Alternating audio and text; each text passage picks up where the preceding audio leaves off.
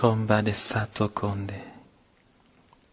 Comba de casato, comba de casada, bacada, basore, bacada, bacada, basende, gede bosonte. Comba kataka bakoto korosende, kede boroba katashende, kede bokorosonte, kete bokorokotoko borosonde. Merci Seigneur, gloire à ton nom. Que nos cœurs, apprends nos cœurs à pénétrer la sagesse, Seigneur. Et donne-nous d'être instruits de ta sagesse. Alléluia. Oui, gloire à ton nom. Béni soit ton nom, Seigneur. Gloire à ton nom.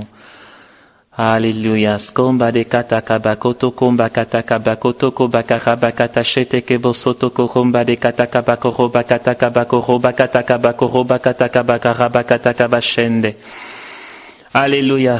Kemba takabakoto komba de kete sonti kede bogorosoto kobakarabakatakabakatakabakarabakarabakatakabakarassonde. Alléluia, Seigneur, gloire à ton nom. Kemba takabakata satakabakata satakabakata satakabakarabakatakaba satakabakarabakata satakabakarabakatakasande. Kombe de badababa sotokotokotoko robakatashende. Kinde gede bosonte kede barabadababa dababa soto komba de kete kete bokorosonde. Komba de katasata kabakata kabakata karabakata kabakarabakata kabakarabakata kabakarabakata kabarabakata kashende. Skombate kede bodo soto kobakarabakata kabasende gede bosonde. Alléluia, gloire à ton nom Seigneur, gloire à ton nom Seigneur, Komba de gadabasonde. Alléluia, gloire à toi Seigneur, Kemba de baba, bade baba, bade baba, bade bade baba, bade sonde.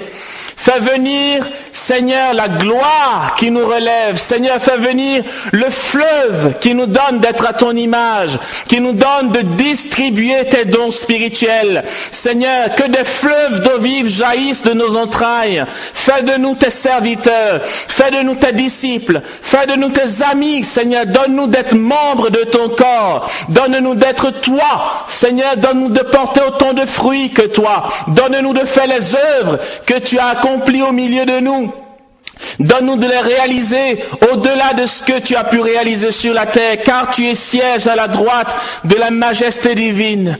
Merci pour ton amour, merci pour la gloire de ton nom, merci pour la puissance de ton règne. Merci Seigneur, toi qui nous séduis par ton amour. Merci pour ta majesté divine, ta majesté qui gouverne sur toutes choses dans notre terre et sur notre terre. Merci de te livrer à nous et nous t'aimons. Seigneur, nous voulons te recevoir, nous voulons te consommer, nous voulons, Seigneur, te digérer de l'intérieur, nous voulons te recevoir, toi qui nous donnes ton corps à manger, toi qui nous donnes ton sang en boisson, toi qui te livres à nous pour que nous recevrions ta gloire, que nous te recevions toi-même tel que tu es, car tu veux que, comme l'eau se mélange au vin, selon le rite eucharistique, notre chair humaine soit unie à ta divinité. Gloire à ton nom.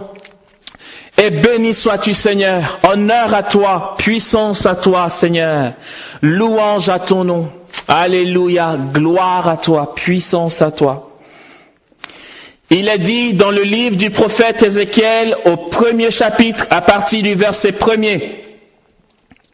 La 30e année, au 4e mois, le 5 du mois, alors que je me trouvais parmi les déportés au bord du fleuve Kébar, le ciel s'ouvrit et je fus témoin de visions divines. Le 5 du mois, c'était la 5e année d'exil du roi Joachim. La parole du Seigneur fut adressée au prêtre Ézéchiel, fils de Buzi, au pays des Chaldéens, au bord du fleuve Kébar. C'est là que la main du Seigneur fut sur lui. Le chapitre 2, à partir du 1er verset jusqu'au verset 2, il est dit ceci. Il me dit, fils d'homme, tiens-toi debout, je vais te parler. L'Esprit entra en moi, comme il m'avait été dit. Il me fit tenir debout, et j'entendis celui qui me parlait. Il me dit, fils d'homme, je t'envoie vers les Israélites. Le chapitre 3 de ce même livre d'Ézéchiel, à partir du premier verset jusqu'au verset 3, il est dit ceci. Il me dit, fils d'homme, ce qui t'est présenté, mange-le. Mange ce volume et va parler à la maison d'Israël. J'ouvris la bouche et il me fit manger ce volume. Puis il me dit, fils d'homme, nourris-toi et rassasie-toi de ce volume que je te donne. Je le mangeai et dans ma bouche, il fut doux comme du miel. Alléluia. Ah yes. C'est un vrai délice la parole de Dieu, je vous assure. C'est trop bon. Alléluia, frères et sœurs. J'aimerais ici, à la suite donc de ce cheminement que nous avons en ce qui concerne l'exaucement, nous faire une annexe ou encore un supplément de l'enseignement précédent qui était intitulé « La prière de foi ». Et ici, dans cette annexe que je vous fais, je vais l'intituler « La dynamique d'une prière de foi éclairée ». Si, dans l'enseignement précédent, nous sommes partis du texte du centurion romain qui avait foi que le Christ pouvait agir pour son fils et que cela lui a été fait selon sa foi. Si à partir de ce texte nous avons vu que la prière de foi ne nous garantit pas spécialement l'exaucement de ce que nous attendons, quoique notre prière a été prise en compte. Ici, frères et sœurs, j'aimerais, dans la dynamique de la prière de foi éclairée, nous emmener à une perfection, nous emmener, frères et sœurs, à une excellence dans notre prière. J'aimerais que nous ne manquions de rien. J'aimerais nous parler encore de mystères, nous parler dans l'intelligence du Saint-Esprit des points d'appui qui nous donnent d'entrer de plein pied dans des exaucements à 100%.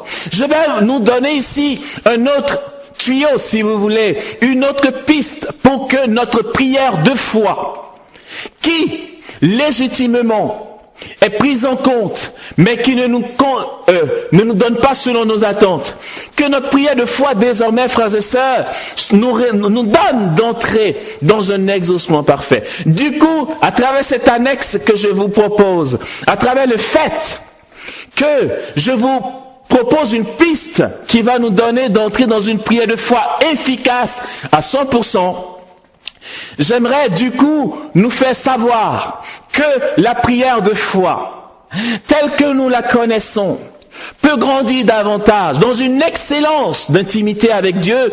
Elle peut parvenir au même degré que la prière prophétique, que la prière formulée par l'Esprit lui-même en nos cœurs, selon ce que nous dit Saint Paul dans sa lettre aux Romains au chapitre 8, le verset 26. Parce que Saint Paul nous dit, donc dans ce passage de sa lettre, que l'Esprit vient au secours de notre faiblesse, car nous ne savons que demander pour prier comme il faut. L'Esprit nous donne de crier vers Dieu en un gémissement ineffable. À travers la prière en langue, l'Esprit Saint nous donne de formuler à Dieu exactement ce qu'il a besoin d'entendre de nous dans un instant précis. Et ces prières sont exaucées. La prière de foi peut grandir dans une excellence. Si une prière de foi telle que nous l'avions vue dans l'enseignement précédent ne garantit pas l'exaucement tel que nous l'entendons, c'est simplement parce que nous n'avons pas appris, frères et sœurs, à chercher à entrer dans une communion parfaite avec le cœur de Dieu. Il s'agit de grandir dans l'intimité avec Dieu. Cela nous rappelle un peu l'enseignement sur l'abandon. Frères et sœurs, celui qui a été brisé, celui qui a été broyé, celui que le Seigneur a épuré, comme on épure l'or, celui que le Seigneur a fait passer au travers du feu, celui-là, frères et sœurs, correspond aux vues de Dieu. Et tous les désirs de son cœur, toutes les aspirations de son âme correspondent à la volonté de Dieu. Et pour que cette prière de foi soit éclairé, entre dans une dynamique d'exaucement à 100%, et j'aurais dit à 300%, il faudrait, frères et sœurs, que notre cœur bascule dans l'intelligence des mystères. C'est Basile de Césarée, Saint Basile de Césarée, ou encore Saint Basile le Grand, comme vous voulez, qui est père et docteur de l'Église, qui nous l'enseigne. Entrez dans l'intelligence des mystères. Parce que une prière de foi risque de rester sans résultat comme nous l'entendons, parce qu'elle est toujours avec résultat selon que le Christ en dispose et qu'il le donne comme il le veut. D'accord? Mais pour que nous ayons une prière de foi qui nous garantisse un résultat tel que nous l'attendons, il nous faut, frères et sœurs, basculer dans l'intelligence des mystères. Et si nous entrons dans cette intelligence des mystères, frères et sœurs, ce que nous demanderons dans la prière de foi correspondra aux vues de Dieu sur l'individu pour qui nous prions, sur l'intention que nous lui portons ou sur notre propre vie. Alors, le secret, frères et sœurs, pour aller de gloire en gloire, pour grandir dans l'intimité avec Dieu, le secret pour être exaucé à tout prix, frères et sœurs, c'est l'intelligence des mystères et la compréhension des choses cachées. Je viens ici de nous lire quelques passages du livre d'Ézéchiel. Frères et sœurs, saint Thomas d'Aquin nous enseigne quelque chose de très important. Si nous devons entrer dans l'intelligence des mystères, il nous faut y parvenir de deux manières. Je vais citer ici deux docteurs de l'Église. Je vais citer Thomas d'Aquin et je vais citer Basile de Césarée. En comprenant ce qu'ils nous enseignent, et nous sommes ici au cœur de la tradition de l'Église. J'aime bien citer les pères de l'Église pour éviter que l'on dise « Ouais, Amos nous invente la religion ». Non, si vous en avez la possibilité, lisez le traité du Saint-Esprit de Basile de Césarée, vous y avez toutes les réponses et tout ce que je vais vous dire ici. Lisez aussi la somme théologique de Thomas d'Aquin, prima part, question 171. Article 2, question 171. Allez-y, vérifiez là-bas. Excusez-moi, toutes ces références, c'est juste pour bien planifier les choses, d'accord? Voilà. Je vais partir de ces deux-là pour nous donner le tuyau pour basculer dans une prière que Dieu exauce toujours et à 100%. Alléluia. Et c'est trop bon, regardez, c'est trop bien. On a l'impression que le Seigneur nous donne des promesses dans la parole de Dieu qu'en fait nous ne voyons pas concrètement dans le quotidien. Et pourtant, si, frères et sœurs, la parole de Dieu, nous dit Saint Paul, est près de nous, elle est dans notre bouche, elle est en nous, frères et sœurs, nous sommes environnés d'elle. Nous avons été créés par la parole, nous avons été façonnés par elle, tout a été fait par elle, et rien de ce qui est fait ne fait sans elle. Et frères et sœurs, la parole de Dieu que Dieu nous donne est vivante et elle agit vraiment tous les jours pour nous au quotidien. Ici, le Seigneur dit au prophète Ézéchiel, « Fils d'homme, tiens-toi debout, je vais te parler. L'Esprit entra en moi, comme il m'avait été dit. Il me fit tenir debout et j'entendis celui qui me parlait. » Saint Thomas d'Aquin nous commente ce passage du prophète Ézéchiel en nous montrant comment l'homme, pour entendre la voix de Dieu, pour être instruit des mystères de Dieu, a une participation évidente, nous le savons. Mais cette intelligence des mystères dont parle Basile de Césarée, si Saint Basile de Césarée nous parle d'intelligence des mystères, et cela, ce que Saint Thomas d'Aquin dit va le compléter tout à l'heure, c'est qu'en fait, frères et sœurs, cette intelligence des mystères vient d'un ensemble. Il nous parlera de compréhension des choses cachées et intelligence des mystères. Il dit ceci, dans le traité au Saint-Esprit, donc de Saint Basile de Césarée, c'est un gros pavé comme ça, vous allez vous régaler en le lisant. Il est dit, comme un objet transparent reçoit la lumière, devient lui-même transparent et renvoie la lumière à d'autres objets, ainsi l'âme purifiée par l'esprit, qui porte l'esprit, devient elle-même spirituelle et renvoie la grâce à d'autres. De là découle l'intelligence des mystères, la compréhension des choses cachées et d'autres encore, que je vais appeler les 10 brûlures du Saint-Esprit. D'accord ? Nous verrons plus tard les autres brûlures du Saint-Esprit. Mais ici, aujourd'hui et ce soir, j'aimerais nous parler donc de ces 2 premières brûlures du Saint-Esprit qui sont l'intelligence des mystères et la compréhension des choses cachées. Regardez, selon ce qu'il nous enseigne, c'est l'âme qui est purifiée par l'esprit.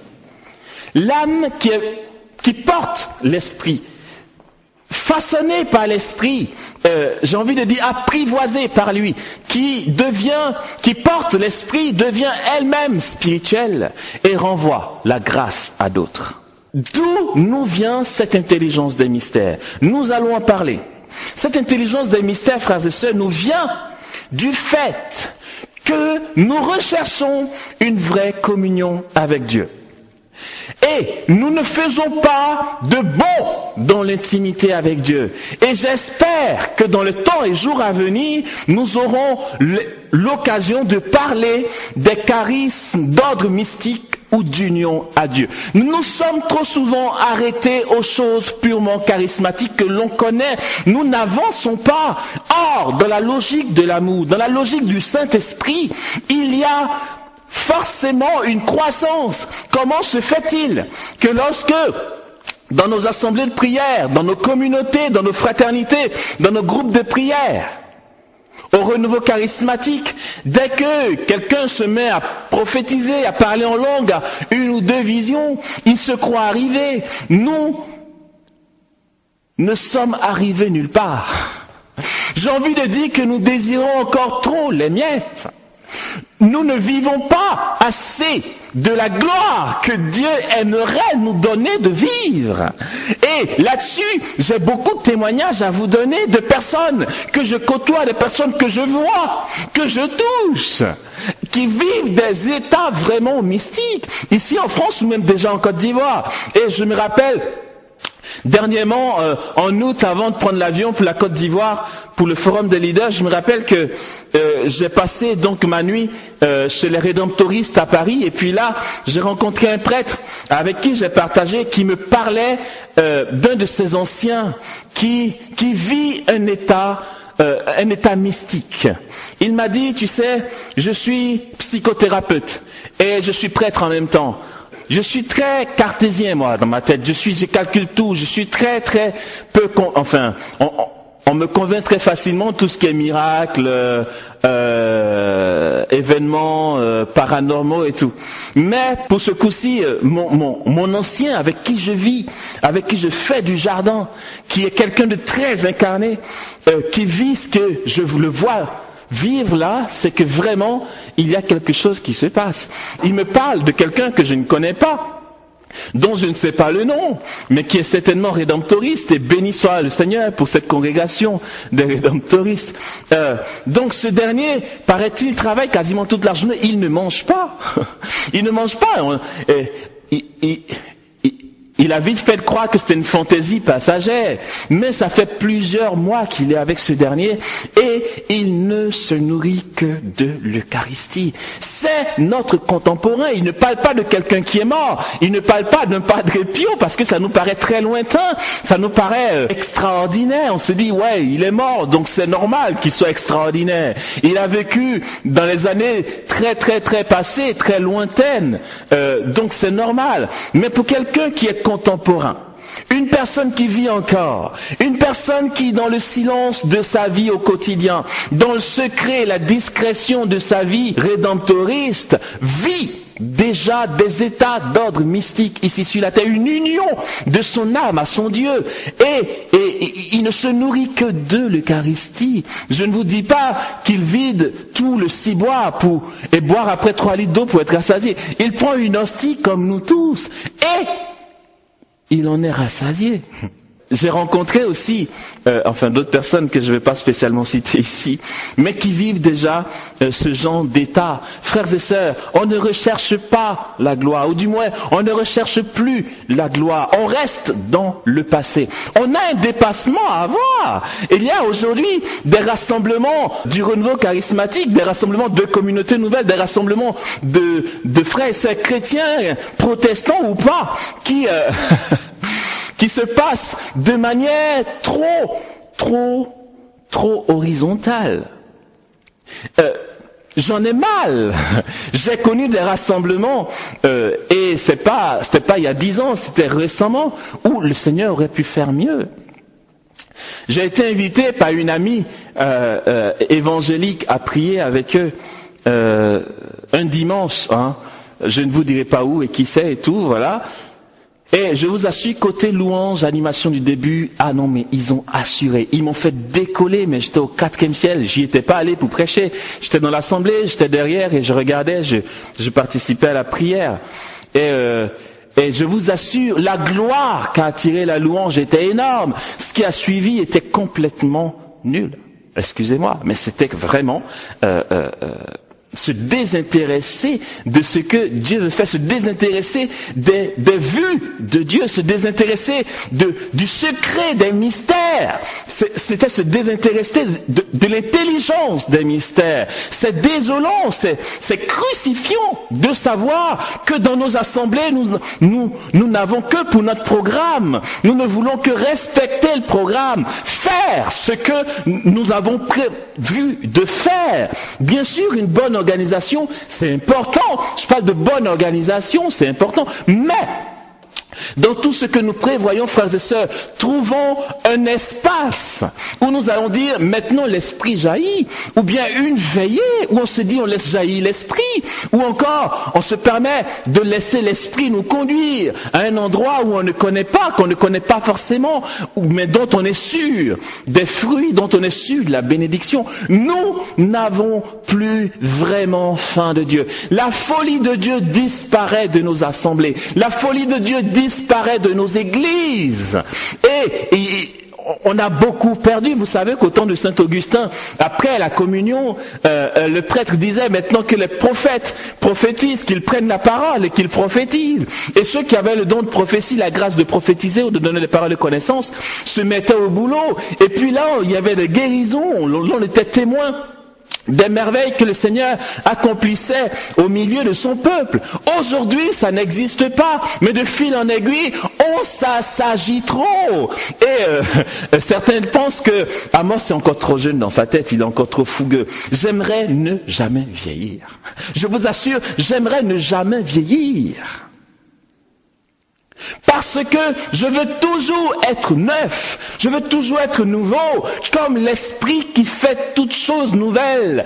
Arrêtons de nous accrocher à ce qui est dépassé, frères et sœurs. L'esprit est nouveau et nous allons aussi, Inch'Allah, voir très prochainement les nouvelles manifestations du Saint-Esprit. J'ai déjà fait une émission ici à la radio sur les manifestations actuelles du Saint-Esprit, mais j'aimerais bien repasser pour parler des manifestations nouvelles du Saint-Esprit dans un élan autre, une dimension autre. Frères et sœurs, il nous faut être fous. Nous sommes un peu trop calculateurs. Nous ne dépassons pas nos idéaux, nous ne dépassons pas notre réputation. Nous tenons un peu trop à notre réputation et nous voulons trop être reconnus. Nous voulons être reconnus du peuple. Nous voulons trop que les gens disent du bien de nous.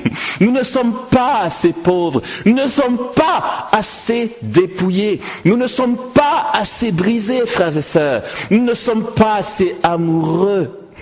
L'amoureux est brisé. Celui qui est amoureux, il est brisé. Parce que l'amour rend vulnérable et pauvre. L'amour fait qu'on est dépourvu de nos moyens. Celui qui est déjà trop intelligent face à Dieu, celui qui sait trop organiser les choses face à Dieu, celui qui est trop intelligent dans ses faits et gestes face à la présence de Dieu, celui-là n'est pas vraiment amoureux.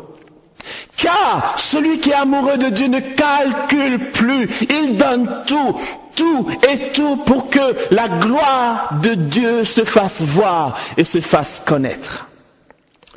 Et pour entrer dans l'intelligence des mystères, frères et sœurs, il nous faut un dépassement. Il nous faut faire basculer notre chair dans la gloire. Il nous faut appeler la gloire dans notre chair. Il nous faut vivre de la gloire dans le quotidien de nos vies, dans nos plus petits actes au quotidien. Il faut que la gloire de Dieu y soit.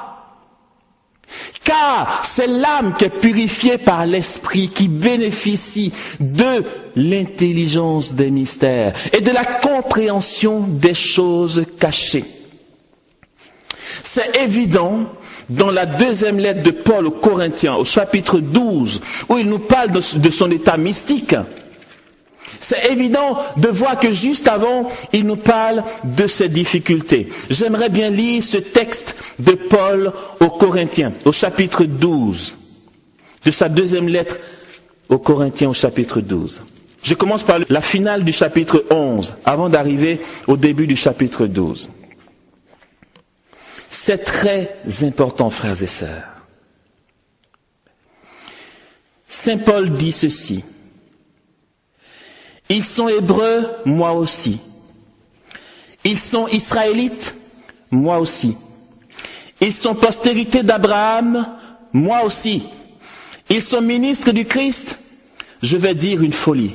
Moi plus qu'eux, bien plus par les travaux, bien plus par les emprisonnements, infiniment plus par les coups.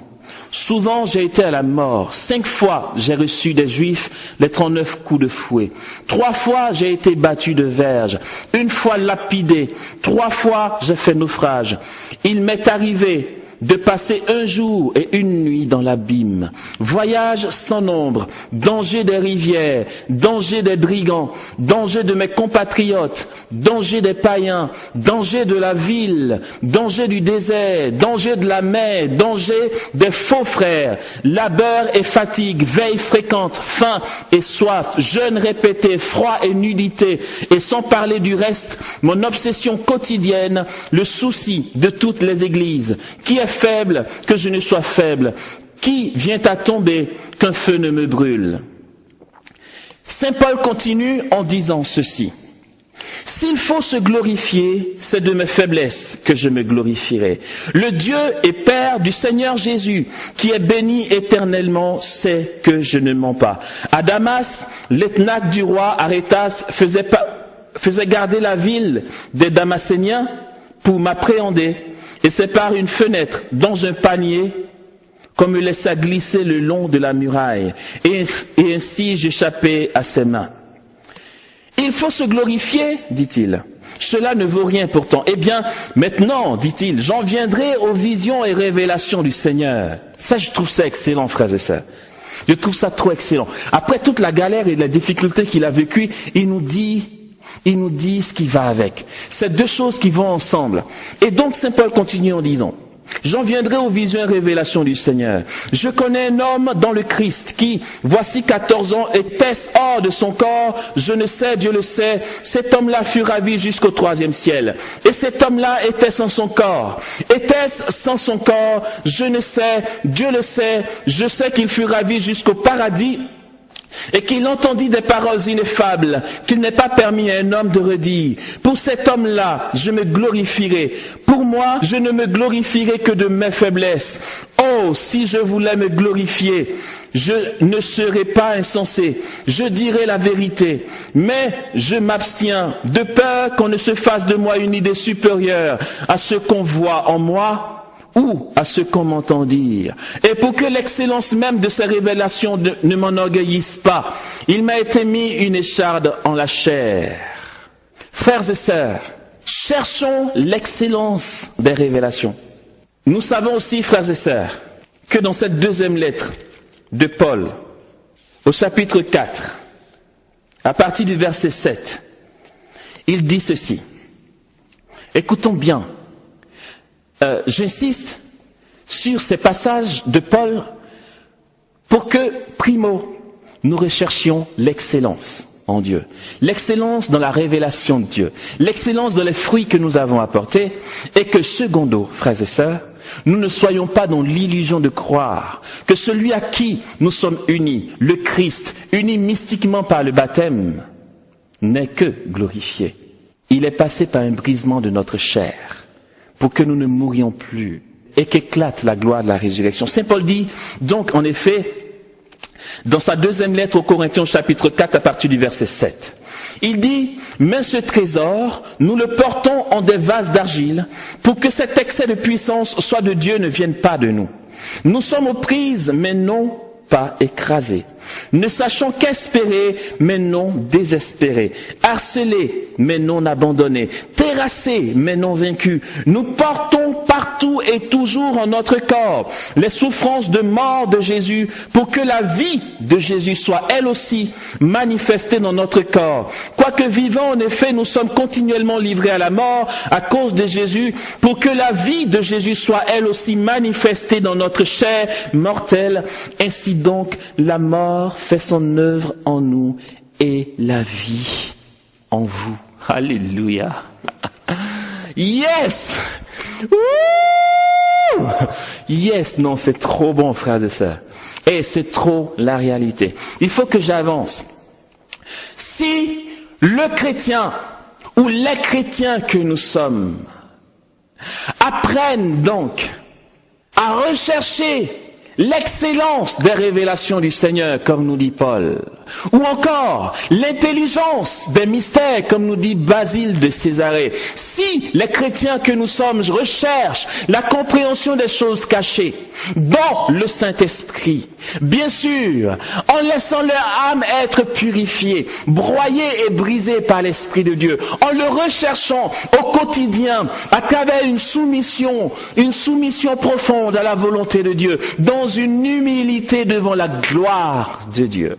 Alors, dans la connaissance des mystères de Dieu, tout ce que nous demanderons à Dieu nous sera accordé. Tout, et je vous dis tout, à 100%. Car nos demandes correspondront à l'intelligence des choses que nous connaîtrons. Il m'est arrivé, frères et sœurs, d'avoir des missions d'évangélisation en Côte d'Ivoire, comme ici en France et aussi dans d'autres lieux, où en arrivant, avant même que les choses commencent, et j'ai vu aussi d'autres personnes le faire, je ne suis pas le seul, avant même que nous commencions l'évangélisation, que j'annonce ce qui va se produire. Et ce qui va se produire se produit. Ok? Et en général, ça fait maintenant depuis une petite dizaine d'années que le Seigneur dans mes missions n'arrête pas de me faire voir où il en est. Et à quel endroit de l'assemblée il est. Et les gens sont bien amusés quand je leur dis, est-ce que ça vous intéresse que je vous dise ce qui se passe en ce moment? Mais oui, parce que je le sais, je le vois. Je le sais, je le vois. Pourquoi? Sans vouloir dire plus, car on se débrouille tous. Je sais les temps que je prends avant mes missions. Je sais les dispositions que je prends avant de me pointer devant un public pour annoncer l'évangile. Frères et sœurs, il est arrivé qu'en mission, je dise, voici ce qui va se produire. Et les choses se sont produites. Je vous donne un témoignage. J'étais à la Fortelle. C'était une maison de la communauté des Béatitudes où j'ai vécu en tant que référent des disciples de l'agneau. J'avais été invité en mission à Paris pour une veillée d'effusion du Saint-Esprit. Et mon intervention devait être autour de 21h. Autour de 16h30, 17h, j'ai été dans le bois. J'ai été marcher dans le bois pour prier en langue de toute ma voix, pour me mettre en communion avec Dieu, pour bénir Dieu, pour louer son nom, pour la mission que j'avais. Et là, j'ai confié toute l'assemblée qui viendrait, j'ai confié toute la veillée, j'ai confié tous les faits et gestes, j'ai confié la prédication que j'allais faire au Seigneur. Mais je me suis laissé saisir, j'ai pris les moyens de prier en langue, de persévérer, de continuer jusqu'à ce que l'Esprit prenne le relais, que l'Esprit prenne le dessus.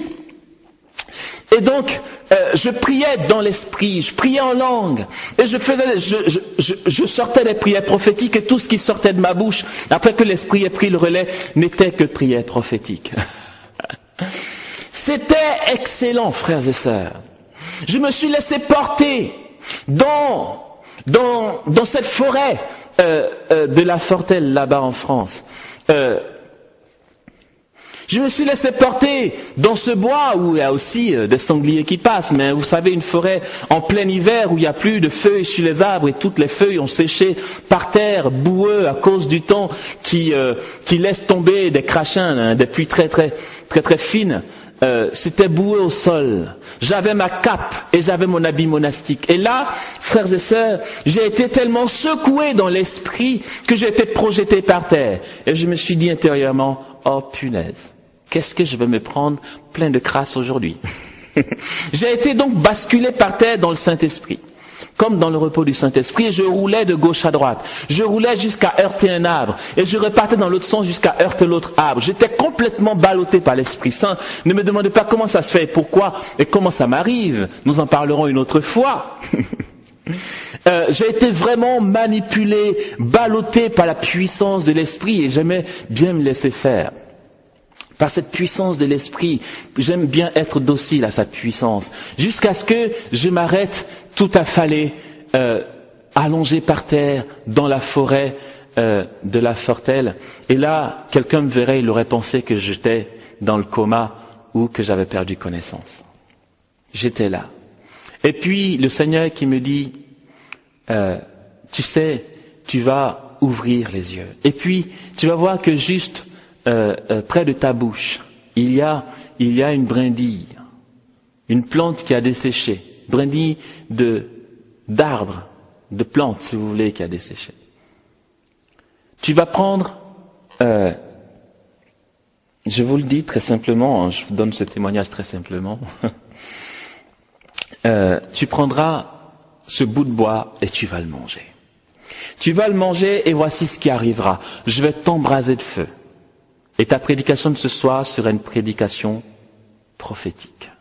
Tout ce que tu vas annoncer à mes enfants ce soir sera en même temps que tu l'annonces en train de s'accomplir. Waouh! Alors, j'ai dit, je suis vraiment fou. Ça se trouve, je vais ouvrir les yeux, il n'y aura rien du tout. J'ouvre les yeux, il y a exactement une brindille. Un bout de bois. Je le prends, je le mords et je le mange dans l'obéissance. Et t'es pas obligé de faire comme moi, tu sais. Vraiment, laisse tomber. Vaut mieux réserver ta réputation. Laisse tomber, mais vraiment laisse tomber, quoi. Quand tu m'entends dire ça, je te dis pas d'aller faire pareil. Chacun son truc, tu vois. Moi, j'ai opté pour obéir radicalement aux motions du Saint-Esprit, au risque de ma réputation. D'accord? Toi, tu tiens à ta réputation, tu tiens à rester un homme raisonnable, et franchement, laisse tomber, tu vois. Je te donne juste un témoignage, je te demande pas de faire pareil. Moi, j'obéis au Saint-Esprit et je sais que c'est trop béni. Alors, je mange ce bout de bois, et c'est exactement comme la parole d'Ézéchiel que nous venons d'entendre, c'est comme un feu qui descend dans mon cœur. Mon cœur s'est embrasé, ma poitrine s'est embrasée. Ne me dites pas, ouais, c'est trop épique ce qu'il nous raconte. Je vous dis, dans les assemblées aujourd'hui, c'est très fréquent que le feu du Saint-Esprit se répande et que les gens sentent le feu dans leur cœur. Donc je vous assure, c'est vraiment pas le truc d'extraterrestre, d'accord? C'est le truc du Saint-Esprit qui est vraiment vivant dans son Église. Et donc, je mange ce bout de bois. Et puis je suis en feu. Je vous assure, mon souffle devient chaud. Ma poitrine est en feu, mon cœur est en feu. Il est à ma montre 18h30. Et le temps me dure, le temps de la mission me dure. Je me dis 21h30 c'est encore trop long. Tellement je suis en feu, j'aurais tellement aimé que ce soit tout de suite. Et frères et sœurs, je vous passe les détails. Quand je suis arrivé à la mission, lorsque je suis arrivé là, j'ai commencé à prêcher. Waouh! Je m'enseignais moi-même. Ce que j'annonçais m'enseignait moi-même. Tellement c'était puissant, c'était pas moi. Ça coulait de source. Et les gens, pendant que je parlais, éclataient en sanglots dans l'assemblée. Énorme. C'était un marteau, la parole de Dieu qui sortait de mes lèvres. C'était un feu, je vous assure. Ça hurlait et ça tombait dans le repos du Saint-Esprit pendant que je prêchais. Tellement c'était violent. J'aime trop ça, je vous assure, c'est trop bon. Yes! Et après le ministère, n'en parlons même pas. Je jetais le feu. Dans des zones de l'Assemblée, ça cramait grave. Vous pouvez demander au groupe de prière Maranatha. Comme ça, au moins, vous avez des témoins, c'est bien précis, c'est marqué dans l'histoire, vous voyez, les gens qui étaient là, vous savez qui c'est, vous avez leurs coordonnées, vous pouvez aller leur demander ce qui s'est passé, pour ne pas qu'on ait l'impression que j'ai raconté n'importe quoi. Frères et sœurs, l'excellence de la révélation de Dieu, tout ce que j'ai demandé dans ma prière dans la forêt, pour cette mission, s'est réalisé. Je vous assure, intégralement, parce que j'étais saisi dans le Saint-Esprit. Alors, je vais finir, je ne vais pas être plus long que ça. Je vais finir sur ceci. Comment arriver à entrer dans un brisement de notre chair, dans une purification de l'esprit pour que notre âme soit saisie par l'esprit jusqu'à distribuer les dons spirituels. C'est très simple. Pour ceux qui étaient au forum de leaders, j'ai donné un tuyau de vulnérabilité. C'est quoi? C'est la soumission radicale au quotidien à la volonté de Dieu. Cela nous donne un état de vulnérabilité et une faiblesse.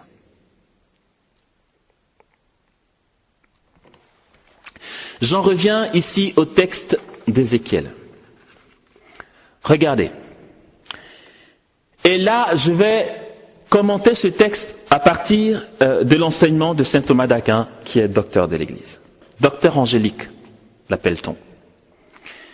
Fils d'homme, tiens-toi debout, je vais te parler. L'Esprit entra en moi, comme il m'avait été dit. Il me fit tenir debout et j'entendis celui qui me parlait. Il me dit, Fils d'homme, je t'envoie vers les Israélites. Pour qu'il y ait prophétie, pour qu'il y ait révélation, pour qu'il y ait intelligence d'un mystère, il nous faut, comme l'a dit Basile de Césarée, une âme purifiée par l'Esprit, brisée, broyée, qui s'est mortifiée. Or, d'après l'enseignement de saint Thomas d'Aquin, pour qu'il y ait prophétie et révélation, il faut que l'esprit humain soit rehaussé. Lorsque le Seigneur dit ici à Ézéchiel, Fils d'homme, tiens-toi debout et je te parlerai, il ne s'agit pas d'abord d'une position physique. Il s'agit d'une disposition intérieure. Nombreux sont ceux qui se disent, ou qui disent, je prophétisais, maintenant j'en reçois de moins en moins. Pourquoi? Dieu est fidèle, mais comment se fait-il que tu en reçois de moins en moins? Soit le Seigneur est dans une stratégie de purification pour que tu en reçoives davantage, te fait grandir dans ton charisme, soit tu démissionnes et tu es couché. Lorsque l'Église nous enseigne que Marie était debout au pied de la croix, c'était une position non seulement physique, mais aussi intérieure. Comme ici, il est dit, Fils d'homme, tiens-toi debout, alors je te parlerai. L'Esprit entrant en moi, il me fit tenir debout, et j'entendis donc celui qui me parlait. Et je vous parle ici d'un enseignement de Thomas d'Aquin, d'accord? Lorsque Marie est debout au pied de la croix, sa position physique témoigne de sa position intérieure. Une femme dont le fils est mis à mort en croix, et qui est debout, ou du moins, et qui démissionne de l'intérieur, qui a abattu sa falle dans les bras de ceux qui sont autour d'elle. Parce qu'à l'intérieur, elle a démissionné. À l'intérieur, elle démissionne. Combien de personnes aujourd'hui dans nos églises, dans nos assemblées, et même parmi les leaders, démissionnent parce qu'ils sont en déprime. Ils sont en dépression. Combien sommes-nous à démissionner parce que nous nous disons persécutés par le responsable du groupe de prière, par mon collègue du cœur, ou encore mon collègue du ministère intercession, ou encore celui avec qui je suis coéquipier de prière. Oui, si je parle, ils diront, c'est toujours lui et le même qui prophétise. Et stop, tais-toi. Et les persécutions, et les jalousies, et l'homme rit. Les calomnies, les médisances. Nous les laissons nous accabler et nous démissionnons de l'intérieur. Et nous ne nous disposons plus à écouter Dieu. Comment voulons-nous recevoir une révélation? La révélation ne viendra pas. Et lorsque le Seigneur dit, tiens-toi debout, je te parlerai, c'est dépasse un peu ton état intérieur. Dispose-toi à entendre ma voix. Et l'Esprit qui sait ta bonne volonté vient à ton secours et t'aide à te tenir debout, mais de l'intérieur. T'aide à te repositionner en fils de Dieu, en vrai soldat du Christ Jésus, qui porte sa croix. Alors, l'Esprit peut nous utiliser. Et Élie, le prophète, a fui dans les montagnes, parce qu'il avait peur d'être mis à mort. Après qu'il ait zigouillé 400 prophètes de Baal, il vit une dépression. Bon, c'est son droit, je veux dire, il a quand même le droit d'avoir ses humeurs. Mais il fuit. Et là, le Seigneur lui dit, Élie, mais qu'est-ce que tu fous là? Il dit, tu sais, je suis rempli de zèle jaloux, ils ont tué tous tes prophètes, je suis le seul qui reste, ils veulent aussi me mettre à mort. Le Seigneur ne lui dit pas, oh mon pauvre, vraiment c'est dur. Ben écoute, reste là et console-toi. Non. Le Seigneur dit, tu sais, tu vas retourner d'où tu viens. Une deuxième fois, le Seigneur lui dit, Élie, que fais-tu là? Il répète la même chose. Oh Dieu, je suis rempli d'un zèle jaloux pour le Seigneur, mon Dieu. Ils ont tué tous tes prophètes, je suis le seul qui reste, ils veulent me mettre à mort. Le Seigneur dit, tu vas quitter le lieu où tu es, tu vas retourner et sacrer Élisée comme prophète à ta place. Quitter le lieu où tu es, c'est tu vas quitter ta dépression, tu vas quitter ta peur, tu vas quitter ta réputation à laquelle tu tiens.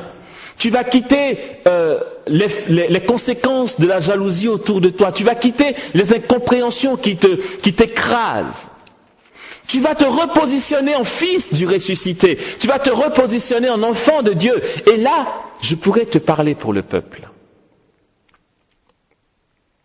Frères et sœurs, on aimerait être tous leaders charismatiques. On souhaiterait tellement porter du fruit. On aimerait marquer notre génération. On aimerait être des serviteurs de Dieu hors pair. Mais on n'aime pas. On a peur de souffrir. On a peur de se convertir. On a peur de nous livrer à Dieu. Le secret est là, frères et sœurs. Le secret de l'excellence. Le secret de l'excellence des révélations se trouve là. Il faut se livrer à l'amour. N'ayons pas peur de nous livrer à l'amour. N'ayons pas peur de nous livrer à Dieu. Le psalmiste dit que le juste me frappe ou me châtie. Oui, je sais que c'est charité. Car il vaut mieux tomber entre les mains de Dieu que de tomber entre les mains des hommes. Notre rayonnement s'est éteint, notre éclat s'est affadi. Parce que nous nous sommes laissés écraser par nos humeurs, nous nous sommes laissés écraser par le qu'en dira-t-on, nous nous sommes laissés écraser par la peur du regard des autres. Il nous faut, frères et sœurs, garder jalousement les révélations que Dieu nous donne. On ne peut pas, on n'a pas le droit de décider de donner une prophétie ou pas, sauf dans l'obéissance. Mais une prophétie pour les autres, c'est pour les autres, même si ça ne nous appartient pas, nous ne sommes qu'instruments. Nous avons, frères et sœurs, le droit et le devoir d'annoncer au peuple ce que Dieu nous donne pour lui. Au risque de notre vie, au risque de notre réputation, au risque du regard malveillant de ceux qui nous jalousent.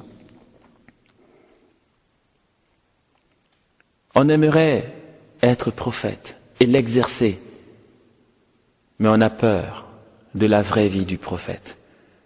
Le prophète souffre, il est brisé. Pour que coule à travers les fissures de son cœur, à travers les brisures de son âme,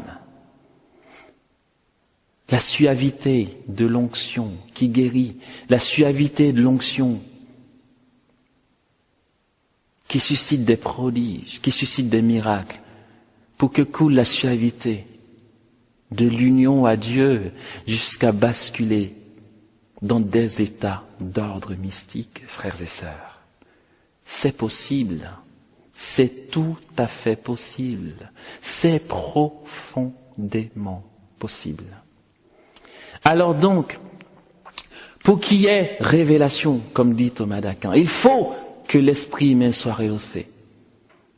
Il ne dit pas il faut que l'homme se tienne debout physiquement, puisque c'est le commentaire de ce passage d'Ézéchiel que commente Thomas d'Aquin. Il faut que l'esprit humain soit rehaussé. Donc, lorsque nous sommes sortis de notre état dépressif, pour nous dire Seigneur, je me dispose pour que tu me parles. Alors, l'esprit qui nous aide nous donne d'être rehaussé. Notre esprit est éveillé. Première étape. Seconde étape, nous sommes inspirés. Première étape, il faut que nous sortions de notre dépression et de notre état d'abattement. Alors, l'Esprit Saint nous inspire. l'esprit humain est rehaussé et nous recevons l'inspiration de l'esprit. Nous sommes saisis. Lorsque nous sommes saisis, inspirés, prêts à entendre Dieu parce que nous sentons déjà sa présence qui nous envahit, alors vient la motion ou la révélation. Thomas d'Aquin lui parlera de la révélation. Alors nous voyons ce que nous sommes appelés à transmettre. Moi, je parlerai plutôt en termes de motion. La prophétie n'est pas une dictée, n'est pas quelqu'un qui nous parle à l'oreille et que nous avons à répéter. La prophétie est la transmission d'une conviction intérieure, soit pour quelqu'un, soit pour l'assemblée, soit pour nous-mêmes, et qu'il nous faut traduire avec notre propre langage. Ici, j'en profite au passage pour dénoncer ceux qui prétendent parler au nom du Seigneur et qui sont d'abord obligés de tomber comme dans des transes. Si vous voyez quelqu'un qui veut prophétiser et qui tombe en transe avant de prophétiser, c'est qu'il est complètement saisi par un esprit autre que le Saint-Esprit. Soit il est hystérique, et c'est lui-même qui bafouille pour qu'on ait l'impression que c'est quelque chose de bon qui va sortir, soit il est saisi par un esprit démoniaque.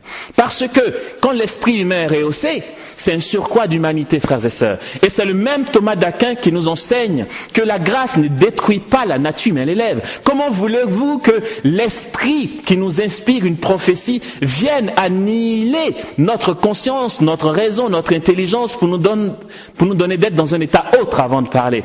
L'esprit, lorsqu'il vient, ne détruit pas la nature. C'est lui qui crée la nature. Au contraire, lorsqu'il vient l'Esprit Saint, il rehausse l'esprit humain. Il nous sort de nos dépressions. Il nous donne un surcroît d'humanité. Il nous donne, frères et sœurs, d'être vraiment et réellement nous-mêmes, qui pétons la forme. Voilà. Et, attends, certaines personnes disent, mais attends, pourquoi quand tu prophétises, tu as l'air de frimer et puis tu as les mains dans les poches, tu souris et tout, tu as l'air trop cool, quoi. On a l'impression que c'est super simple avec toi. Mais non, c'est pas avec moi que c'est super simple, c'est avec Dieu que c'est super simple.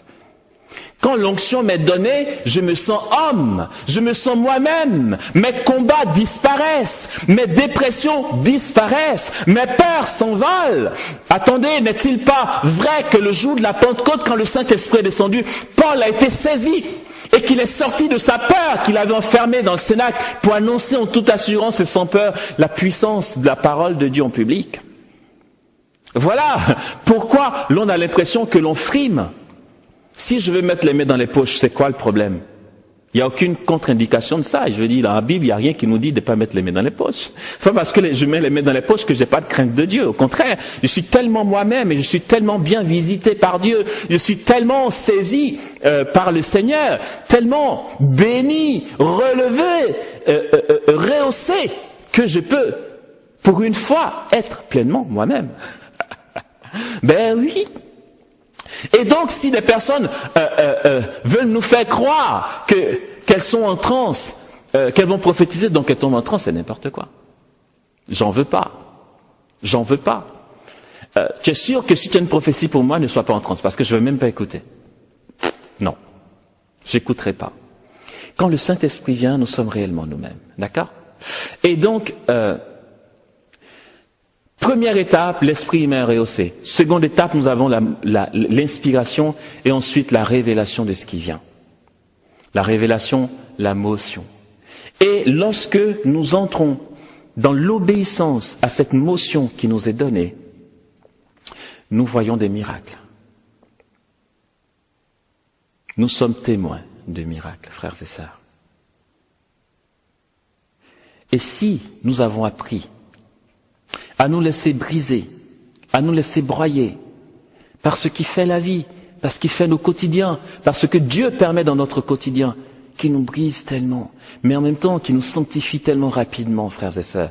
Nos prières de foi ne seront plus des prières qui seront à peu près exaucées, puisque tellement brisées, nous n'aurions d'autres désirs que celui de Dieu. Nous n'aurions d'autres passions pour le monde que la passion que Dieu a pour le monde. Nous n'aurions d'autres soucis du royaume que celui de Dieu. Nous n'aurions d'autres besoins que les besoins les plus urgents dans le monde. Alors nos demandes correspondront aux vues de Dieu. Et nos prières de foi arriveront au niveau de nos prières prophétiques et seront exaucées. Ainsi, frères et sœurs, nous serions des chrétiens, des chrétiennes, des fils de Dieu, des filles de Dieu, comblés de jour en jour, qui iront de gloire en gloire, qui ne manqueront de rien, qui vivront de gloire et d'amour, qui vivront d'amour et de gloire. Alléluia, qui connaîtront leur Seigneur comme ils sont connus dans le Saint-Esprit, parce que leurs âmes habiteront la gloire lumineuse de l'Esprit qui les rend spirituels et leur donne d'être distributeurs de dons spirituels. Amen.